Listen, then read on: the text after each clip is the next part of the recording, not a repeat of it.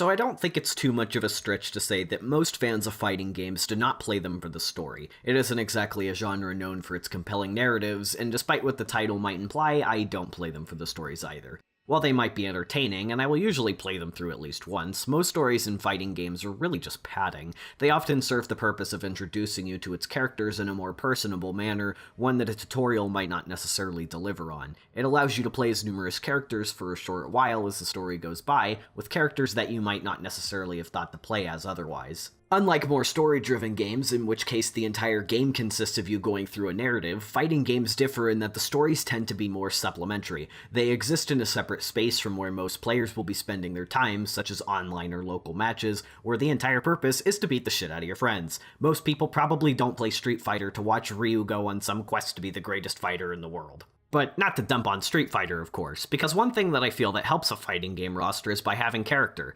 and not in the sense of needing every dingus in the background to be playable, but that those who are playable are distinct in their fighting styles and have personalities that separate them from one another. And if a story fleshes them out even more, then sure, I'm all for it. It was relatively recently that I became a Mortal Kombat fan, almost a year ago now. I, for whatever reason, despite having parents that generally didn't care what games I played growing up, never played the series until Mortal Kombat X.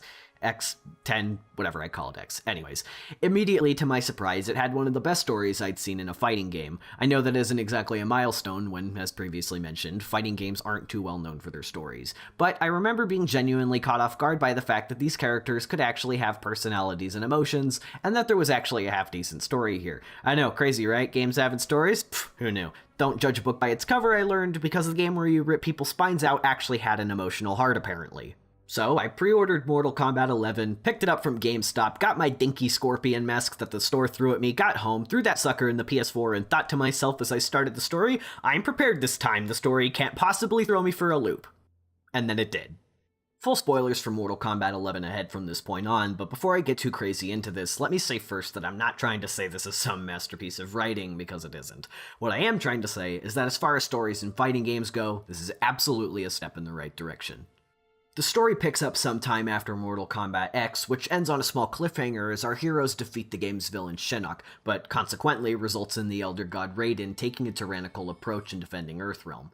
Kronika, the Keeper of Time, views Raiden's unmerciful beheading of Shinnok as a sign of imbalance between good and evil, and seeks to restore the timeline but without Raiden so that he can't interfere further. As Kronika begins to set her plans in motion to begin a new era, she summons the past versions of many characters, good and evil alike, including past Raiden, but removing the present corrupted Raiden from time in the process.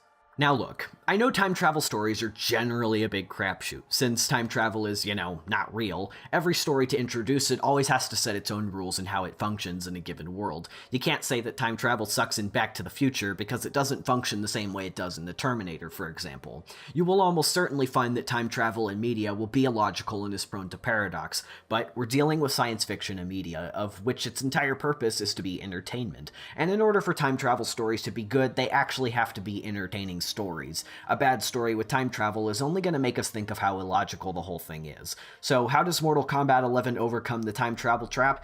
It knows how to have fun with it. Of course it doesn't make sense, but I think the developers knew that, and they instead tried to make a story that allowed them to do all the sorts of things that they probably couldn't have done with the story otherwise. Even within the context of the story itself, while the characters are undoubtedly confused as to why the past and present seem to be merging, they instead focus on how to stop Kronika and simply let the story unfold from there.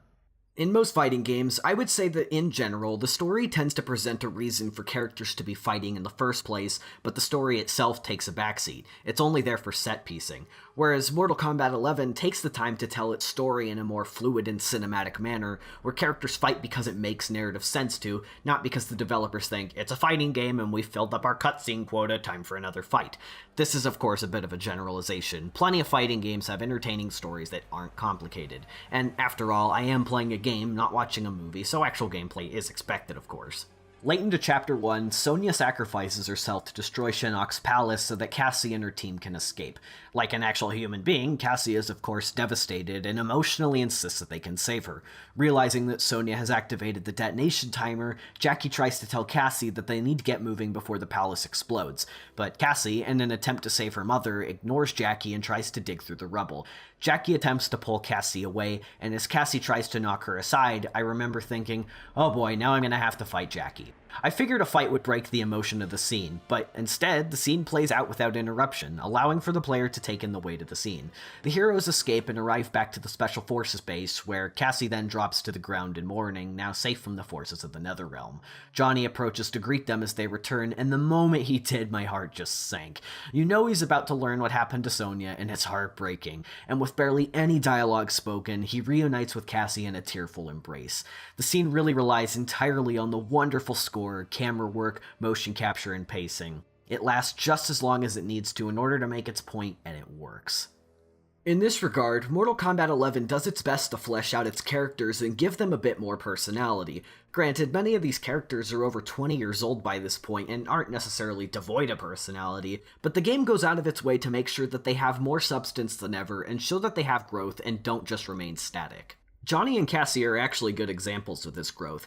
In Mortal Kombat X, Cassie is a lot like her younger father before her, filled with confidence and a sharp wit.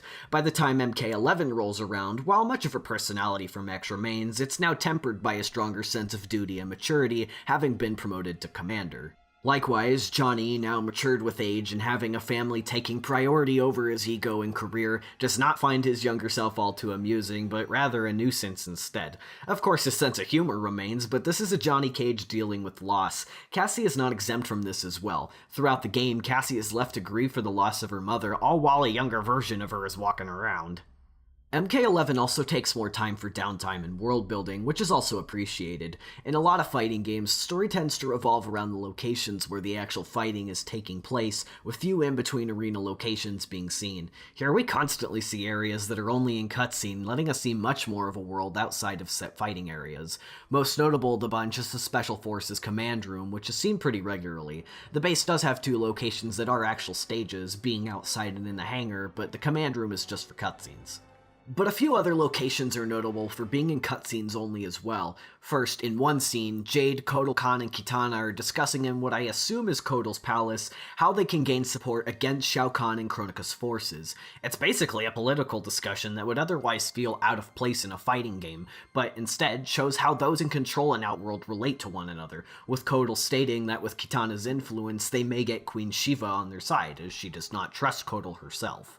In the following scene, Jade and Kotal are traveling together to a Tarkatan village where they hope to find Shao Kahn. The game could have easily have just shown them arriving in the village, of which there is a battle stage, but instead, we get this nice scene of the two traveling together and having this hammy discussion about their relationship. It wasn't necessary for the developers to add this scene, but they did anyways, and we get a better look at who these characters are because of it. Not to mention how gorgeously rendered these environments are, even if it's just a desert and if we only see it for a minute. When they arrive in the village, Jade attempts to sneak through with some of Kotal's men, but end up being discovered, whereupon the Tarkatan warriors attempt to capture Jade. There's a big chase scene that shows Jade running through the camp before reaching the battle arena, and it's great. We never see these locations again, but we get to see more of the village in the process. This scene could have easily have just been, Jade gets caught, now here, go fight Baraka. But instead, we get this cool escape scene with Jade outmaneuvering her assailants before finally reaching the end. Eventually, Kotal orders the remaining Tarkatans be publicly executed, for which Jade objects, stating that many of them did not attack, and among the villagers were children. This helps to reinforce who Kotal is as a leader, creating a dichotomy between Jade and himself. Outworld clearly has a rough history of violence, but in a series as bloody and gruesome as this, it tries to show that there are still innocents and people trying to live out their lives. This leads to a fight with Kotal, but here it feels like the fight has purpose. This isn't a fight for fighting's sake, but to fuel the actual story and world building. Being that video games are still a relatively new medium of entertainment compared to something like theater, it's amazing how quickly it's grown, especially in terms of storytelling. While perhaps technical limitations and a lower bar being set for video game stories might have been the excuse for more awkward storytelling in the past, I find it funny how there's only about 20 years between this and this. It might feel like it was a long time ago, and relatively it was, but it really only feels like yesterday since what we had on the PS1 and N64 was the gold standard for console games. If the excuse for fighting games is that you just beat people up, so why need a story, then I feel you could apply that logic to any other genre. FPSs don't need stories because all you do is shoot people, right? I understand the story most likely doesn't attract its core audience, which is for the depth of a good fighting game in a competitive crowd, but for those of us that do care about the story, I think we owe it to NetherRealm for the immense detail they put into their game. So before I close out, I want to go over a number of smaller things that I absolutely loved about the game's presentation, and I'll start with the voice acting. It's all across the board fantastic.